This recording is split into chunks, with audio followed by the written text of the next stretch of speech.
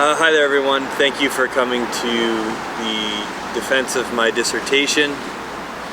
My name is Jared,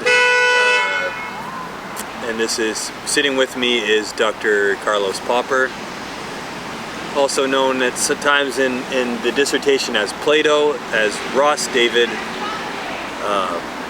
amidst other names. Anyway, so the title of my dissertation is The Rituals and Beliefs of the Musicality of Reality. The musicality of reality is the philosophical, cosmological, ontological, epistemological, psychological, sociological, anthropological, ethnological, logical system of Dr. Carlos Popper sitting next to me. So my project was really about trying to understand what exactly Dr. Popper means by the musicality of reality and the relationship between the ideas and tenets, beliefs and rituals of the musicality of reality, kind of the relationship between these ideas and how they are made manifest in the world. So what is the sort of social reality of these ideas? I think it would be kind of a good way to frame it. Now, in order to sort of address that situation or that context is through what Dr. Carlos Popper and I have called ethnographic B-movies. That is collaborative research together, basically manifesting the ideas of the musicality of reality in a series of short films. To kind of not only to sort of work together to generate research, but also as a way for the ideas of the musicality of reality to be shown and to make them present, not as discursive representation, but the ideas themselves. And it is in that spirit that I have invited Dr. Carlos Popper, the subject of my project, to be present in the defense so that he too can speak for himself within this sort of adjudication of my learning, of the process and maturation of my thought through the dissertation. So just wondering, Dr. Popper, if you wanted to say a few things here, if you'd like. Well, the first thing I want to say is I'm not here. It's a mere presence, a simulacrum. I'm really a holograph brought here by your own devious means. But I will say this. In the cave, in Plato's cave, we take the images for reality itself. That's it. Now, that, as confusing as that was, it is part of that sort of atmosphere of confusion that draws me to understanding the musicality of reality and its complexity, and also the complexity of this individual who's not here next to me. What kind of being is Dr. Carlos Popper? Is he a shaman, a leader of a revolution, or someone who's insane? All of the above. And that too, I think, addresses some of the main kind of context of my project, is really trying to understand, but without ever fully being able to, another's individuality. I would propose more questions to Dr. Carlos Popper here, but he's not here. So I can open it up now to some questions. I have a question if someone's not here.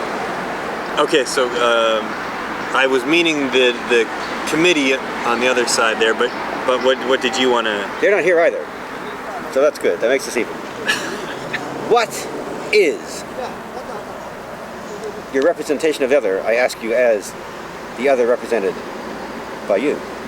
What is the other's representation? Well, I would say that it is most clearly rendered through what one sees in the films.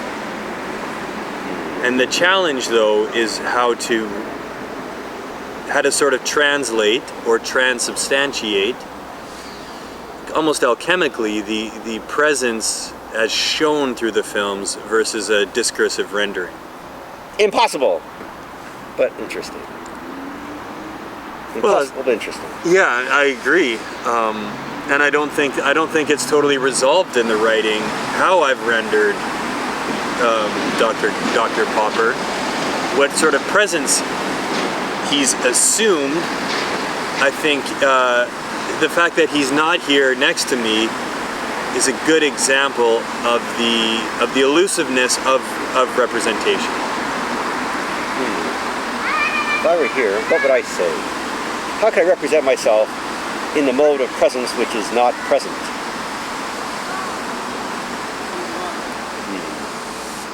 Am I but a shadow on the cave that is your mind?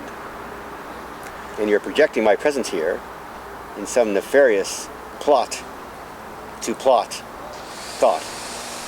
Well, I think that's fair. I think the nefarious thought is that I'm extracting data from you for my own benefit, such that when I complete my dissertation, I kind of can get on with things, and then you just become a sort of shadow or fragment within a book that will grow dusty on a shelf.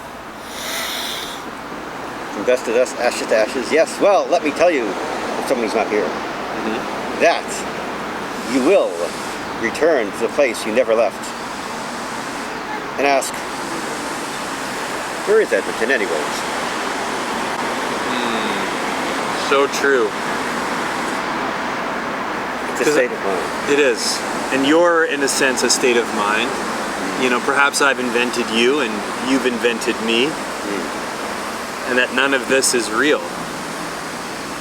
And yet, what is real is, I'm a student, and I'm hoping to pass this dissertation defense and become a doctorate of anthropology. Do you think, if somebody's not here, there's any relationship between your inquiry and knowledge, or between your existence and being? No, I don't. Well, let me take that no back. I think, on the one hand, without a singularly or individuated consciousness, the generating of knowledge would not be possible. There could be sharing of information, but genuine knowledge production would not happen. And yet, with anthropology, we require others to generate that knowledge.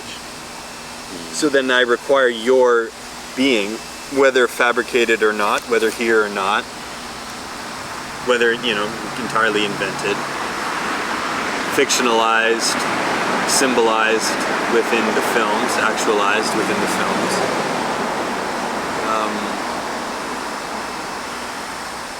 I think that's what I got to say there. So Picasso said, fiction, my friend, is how art tells art. Another way. Fiction is how truth tells its story. So in a way, I'm a fictional character in a novel that you have weaved together out of your crazed wanderlust for truth. As you are yourself. Because you are your own other. Others just happen to be there. So the real question is not whether I'm here or not, but whether you're here or not. Yeah, and I don't know if I'm really here right now. Alright, let's get down to brass tacks here. We have to be empirical. This is actually the Academy. Now, speaking as your ghostly other, your father confessor, what have you to confess? How have you sinned in your inquiry or not? How have I sinned? Well, the biggest sin is my inability to come down one way or the other on who exactly Dr. Carlos Popper is. and my sort of debilitating reflexivity, uncertainty has really driven me to write in a particular way that I'm not altogether proud of. Well, write as if no one is watching. Write as if only your dissertation will read your dissertation. That's exactly it. Your pass. I passed? Because your dissertation has only to read its dissertation. Congratulations. You're now entered the non-existent world of academia, where you'll be the only ghost in the room or the only body among ghosts. Okay. Let's party. Around the tree. Yeah.